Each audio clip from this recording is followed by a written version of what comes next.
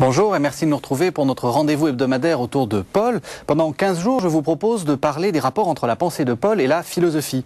Paul, en effet, n'a pas intéressé que les théologiens, mais il a aussi fasciné un grand nombre de ceux qui ont en quelque sorte pris le relais des théologiens, qui sont les philosophes. Alors, quels philosophes se sont intéressés à Paul? Quels éléments des lettres de Paul ont retenu leur attention? Voici les questions que nous allons poser à Jean-Michel Ray. Bonjour. Bonjour. Vous êtes professeur émérite à l'université de Paris 8, vous êtes philosophe et vous venez de faire publier aux éditions de l'Olivier Paul ou les ambiguïtés. La semaine dernière, on a parlé de Paul et les philosophes. Cette fois-ci, je vous propose de parler de Paul et de la philosophie. En gros, quels sont les concepts philosophiques de Paul? Et vous soulignez que le concept le plus fondamental, c'est le concept de figure. Alors, on va essayer d'expliquer simplement ce que c'est que la figure. Oui, alors, effectivement, le terme est grec d'abord, qui est traduit par figure, c'est tupos. Tupos, c'est au fond l'empreinte de quelque chose, c'est le modèle, c'est la préfiguration, c'est l'esquisse, etc. C'est un terme très technique d'ailleurs pour les arts, etc.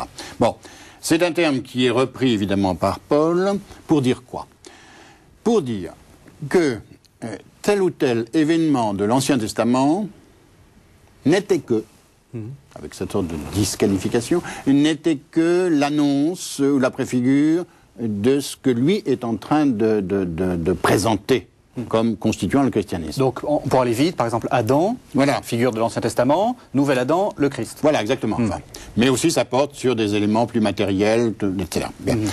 Donc, ce que fait Paul, c'est une opération très, très puissante, enfin, une opération de fondation, et une opération qui consiste à alimenter sa réflexion et sa présentation du christianisme, enfin, par ce mode de pensée qu'on appellera ensuite la typologie, au sens strict du terme. Enfin.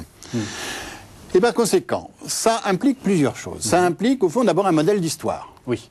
À savoir, ce que moi, Paul, je suis en train de présenter, d'annoncer, etc., eh bien, c'était avant préfiguré, mais ça n'était qu'une ombre par rapport à la lumière. C'est-à-dire qu'il y a une sorte de... L'histoire se recouche sur elle-même. L'histoire se recouche sur elle-même, oui. Ce qui s'est passé avant était l'annonce de ce qui... Était l'annonce, ce qui amène aussi...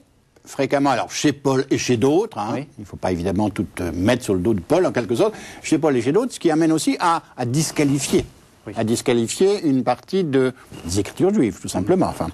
Et donc, il y a là au fond quelque chose qui est très puissant, parce que ça va alimenter, dans la théologie, toute une réflexion, toute une manière de faire, qui va amplifier ce processus.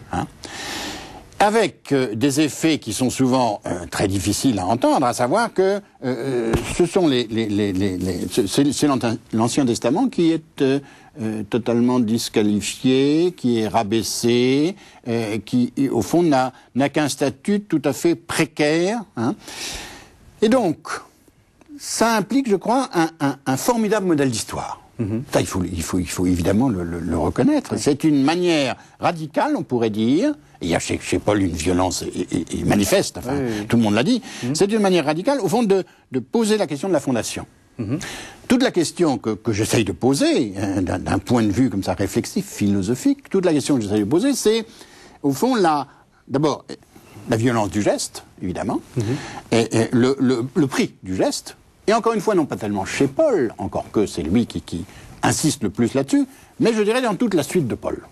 Parce qu'il se trouve que Paul est au principe d'un certain nombre de reprises théologiques, dont certaines d'ailleurs sont des hérésies, comme Marcion, comme les gnostiques, etc., mais qui s'alimentent chez Paul, enfin, et qui s'alimentent à ce même geste. Enfin.